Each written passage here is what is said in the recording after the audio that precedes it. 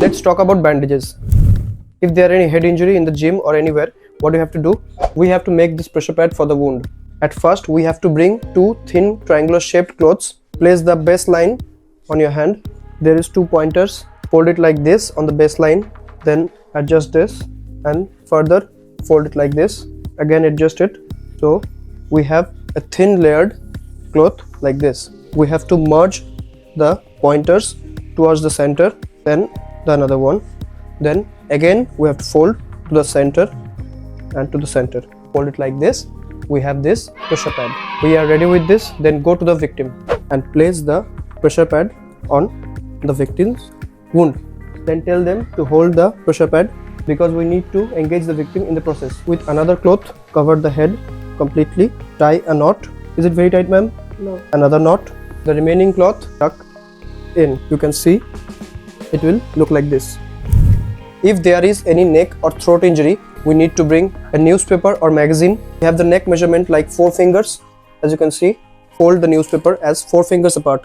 Fold it like this and again fold it like this.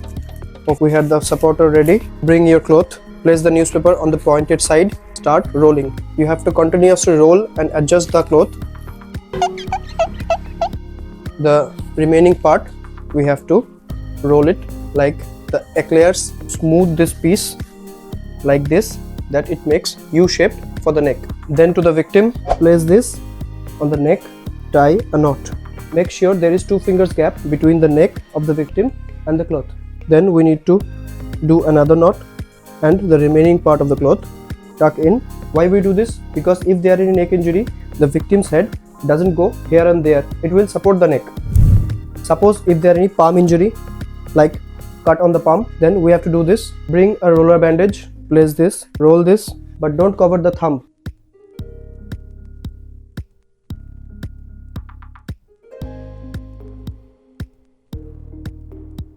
Like this. As the cut is here, if we put this hand downwards, the heart will pump blood and there is a continuation of bleeding. So we have to keep this palm above the heart level. To bring another cloth, roll it like this. As you can see, an 8 here. Then merge the 2 circles like this.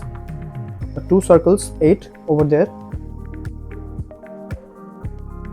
Then place the victim's hands on this area above the heart level and then